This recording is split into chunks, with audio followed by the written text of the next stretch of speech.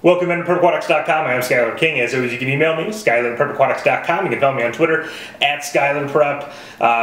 Sorry for the lateness of this show on the first weekend of conferences. Had a bit of an HVAC emergency here at my parents' house that I come check on every week while they're in Florida. So, but we're on the way recovering from that, and so we'll still squeeze it in. This first weekend is the more fun weekend. There's more conference meets and usually closer conference meets. And I think that's going to be the case this year as well. There's three big ones that I think are going to be pretty close.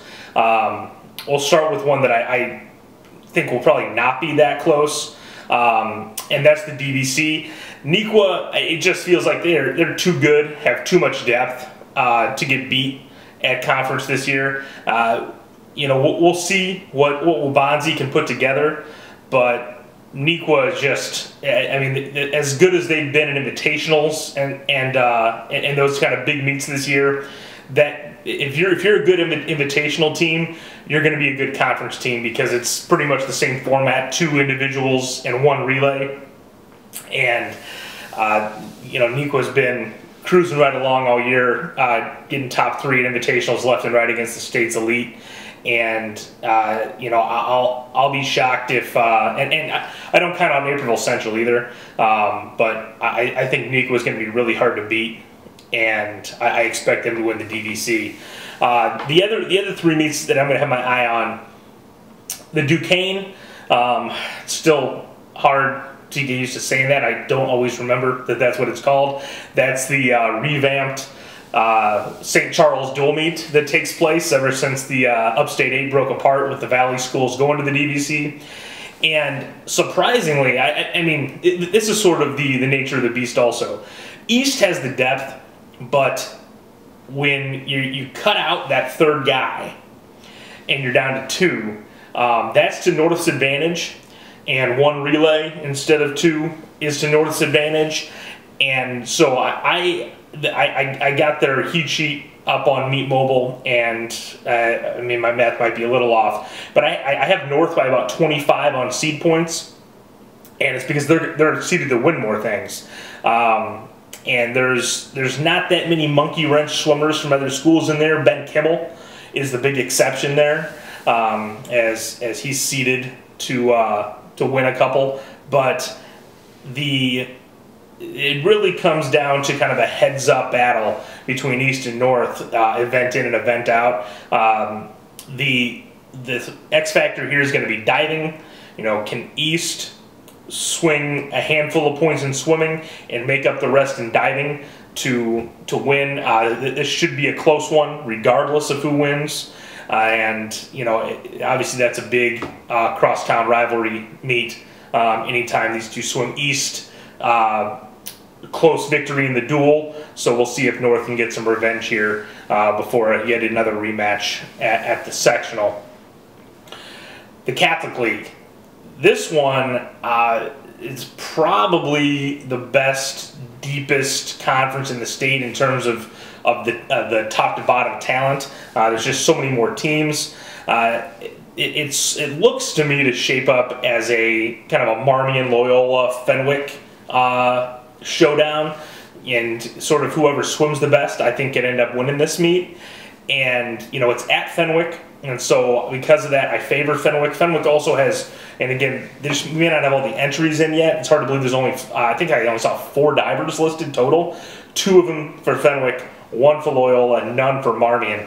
So if it ends up being close in the swimming competition, double edge to Fenwick for home pool and for the 2 divers. The big races to watch are the ones involving Liam Hutchinson. Loyola split up their 2 big guns, so Everett Andrews not going the 200 free, but you'll get Hutchinson-Maurer in the 200, which should be a great race, and then you got Hutchinson-Andrew in the 500, which should also be a great race. I mean, it's not out of the question that you're going to see the top 2 finishers in the state in both of those races, and so that's not something you normally get in the same conference, and so that should be exciting. And the Catholic League's always been one where surprises occur. There was the time a handful of years ago where Ignatius hadn't won conference in like 50 years. They suited up, they won it.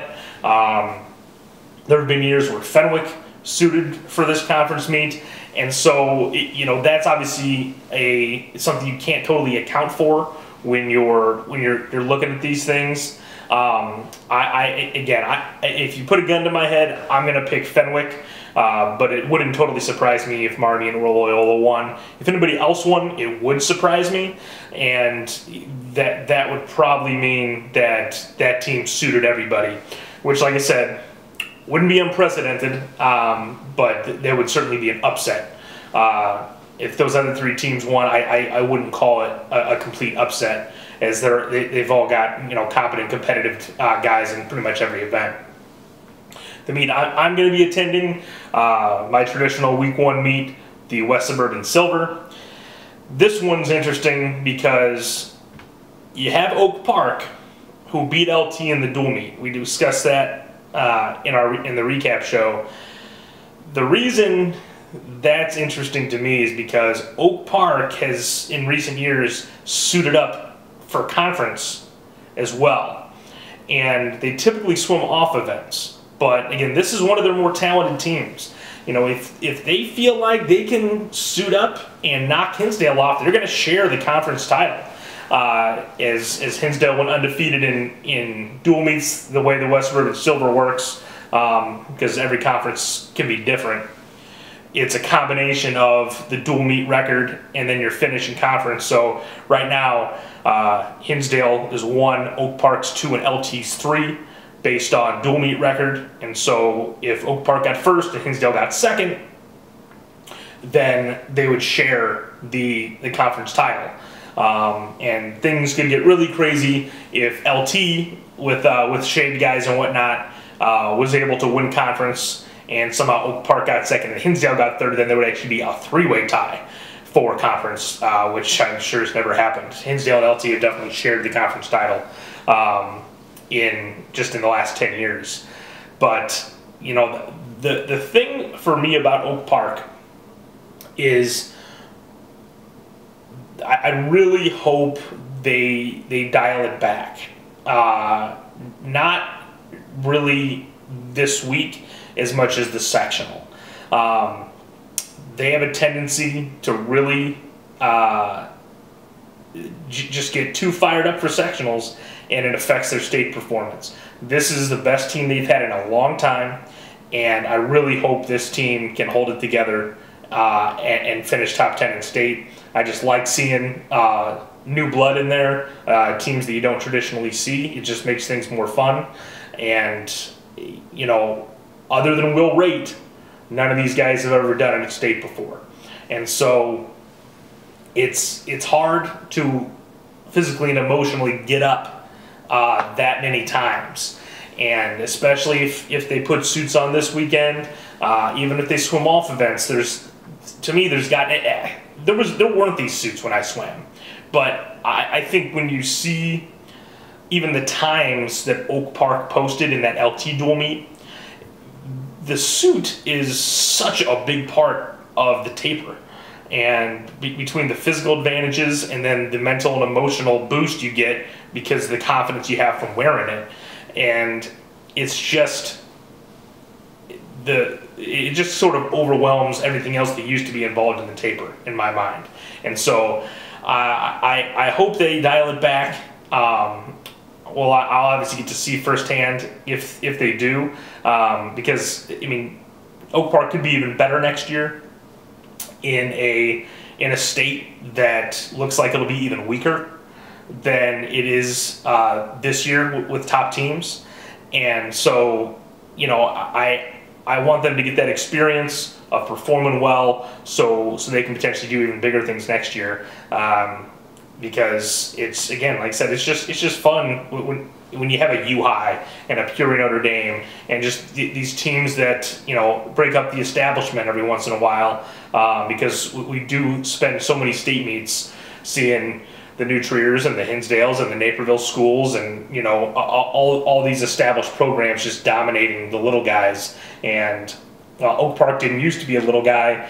In the last 20 years, they've pretty much become, one of the others. As you know, it's been 20 years since they trophied, and they had a nice run there. It included a state title, and it's been, they haven't had the talent since then. They happen to have some now, and I really hope they're able to cash in on it these next 2 years while Will Rake's still there.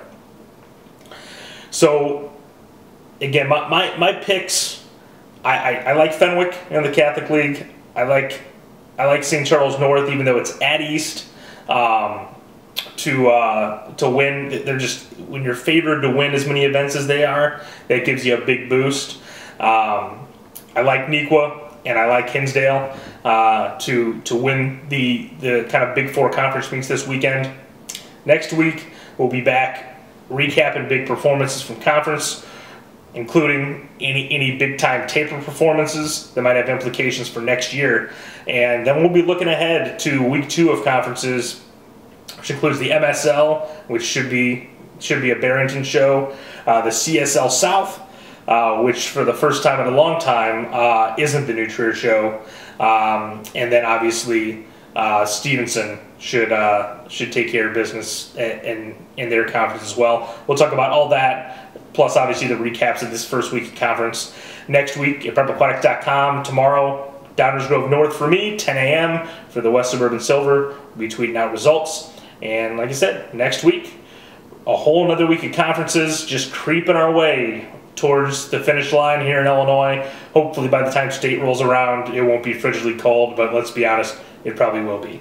I'm Skyler King. This is prepaquatics.com.